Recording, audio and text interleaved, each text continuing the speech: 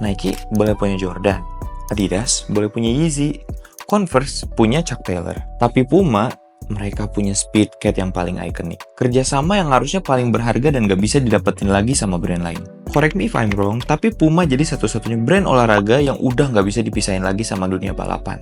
Khususnya Formula One. Ceruk pasar yang gak dilihat sama brand internasional lain yang akhirnya bikin Puma jadi top of mind di sepatu balapan.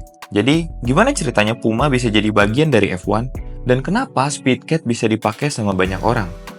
This is Shoe Inspector.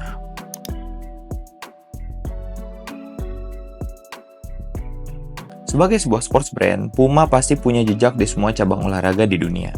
Tapi Formula One itu yang paling utama buat si kucing besar yang satu ini. Dan kalau ngomongin Formula One, banyak orang yang terpukau sama aspek olahraganya. Tapi buat yang lain, F1 itu bukan cuma sekedar balapan. Tapi gengsi atas kemajuan inovasi dan teknologi dunia otomotif yang luar biasa.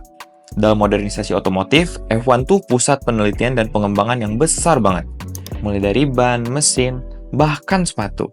Yang gamenya ini didominasi sama Puma. Saat merek lain cuma berani bikin sepatu lifestyle dan atletik, Puma dengan gagah berani terjun langsung ke olahraga motor yang waktu itu jadi kandang buat Williams, Lotus, dan McLaren buat buktiin siapa yang terhebat.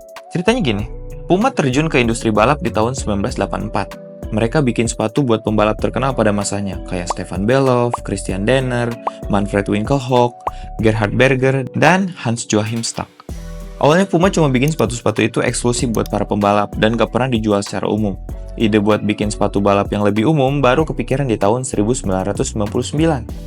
Waktu itu anggota Dewan Puma, Martin Gansler, Rudi Hiblinger, dan agensi Creation and Focus Design ngembangin sepatu balap baru yang dulu dipakai sama Stefan Belov di tahun 1984. Mereka bekerja sama dengan Sparco.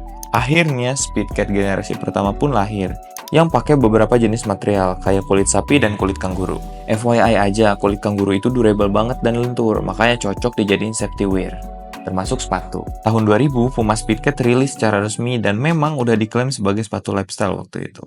Terus gak perlu usaha yang keras buat bikin Speedcat itu viral, soalnya dipakai sama pembalap tim Ferrari waktu itu. Contohnya, Michael Schumacher. Keberhasilan itu membawa Puma menuju kesuksesan lain dan teken lisensi jangka panjang yang bikin nama Puma nempel di pakaian pembalap dan seragam tim.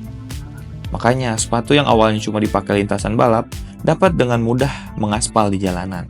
Selama dekade-dekade berikutnya, Puma Speedcat terus mengalami peningkatan dan hadir dengan berbagai elemen. Mau itu warna, material, ataupun desain. Makanya, Puma jadi brand olahraga yang merajai industri balap, dan Speedcat adalah bintangnya. Puma dan Formula One bukan sekedar mitra balap, dan Speedcat bukan cuma ikon sepatu balap. Lebih dari itu, Puma Speedcat melampaui olahraga motor yang mengakomodasi kebutuhan pembalap. Rider Alfa Romeo Tiongkok, Zhou Guanyu, pernah ngomong, "Sebagai pengemudi, jelas kami mengejar nilai detik.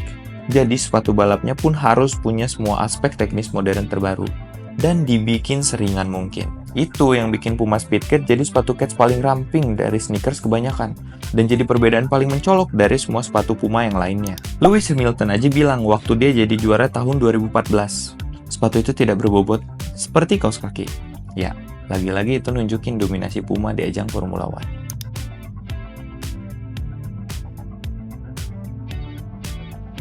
Kontrak Puma dengan tim-tim besar adalah langkah pertama mereka untuk mengukuhkan posisi mereka di Formula One. Jadi untuk memperkuat posisi itu, juara itu harus.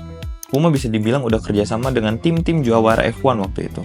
Sebut aja Fernando Alonso dari Renault F1, Michael Schumacher dari tim Ferrari, sampai Kimi Räikkönen.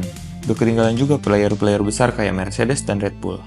Jadi nggak peduli tim mana yang juara waktu itu, Puma pasti selalu jadi sorotan. Makanya Puma Speedcat akhirnya jadi ikon budaya, khususnya buat para penggemar F1. Karena ya udah nggak ada lawannya. Akhirnya Puma pun bikin basis penggemar mereka sendiri selama banyak dekade.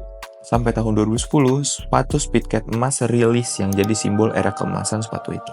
Dan selama itu juga, diperkirakan lebih dari 28 juta pasang sepatu Puma Speedcat udah terjual. Dan bikin Puma Speedcat itu jadi sepatu paling laris sepanjang masa. Tapi baru aja merayakan masa keemasan itu, Speedcat tergerus oleh tren sepatu chunky dan high-tech, kayak Nike Vomero, Adidas Boost, New Balance, dan lain-lain lah. Baru tahun 2020-an, waktu tren sepatu retro dan klasik balik lagi ke radar, Puma Speedcat diperkuat kehadirannya dengan berbagai kolaborasi. Puma ada di posisi sebagai warisan balapan dan gaya hidup. Makanya Puma Speedcat bisa dibilang sepatu yang gak menolak zaman. tapi juga nggak kehilangan jati dirinya. Tampilannya yang ramping, warnanya yang cerah, kualitas materialnya yang tinggi, akhirnya memadukan fashion dan performance. Makanya Puma Driftcat dan Racecat pun ikutan hadir buat ikutin jejak Puma Speedcat. Berbagai kolaborasi akhirnya hadir buat bikin Puma lebih berwarna dan mengukuhkan dirinya sebagai ikon racecore. Banyak selebriti yang jadi penggemar Puma Speedcat ini. Sebut aja Minzy Tunewan, Selgi Red Velvet, Emily Ratajkowski. Bahkan Rose Blackpink diangkat jadi duta merek global Puma. Sepatu ini akhirnya jadi cukup menonjol, apalagi buat market perempuan.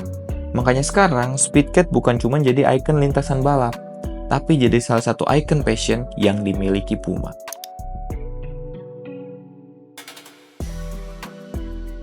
Dari sirkuit ke jalanan, dari pedal gas ke runway, Speedcat bukan cuma sepatu, tapi statement tentang kecepatan, ketepatan, dan karakter bagi mereka yang paham.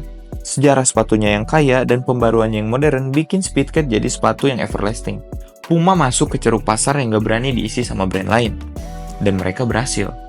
Puma boleh kalah dari Adidas atau Nike, tapi bersama F1 mereka abadi. Dan Speedcat adalah kunci.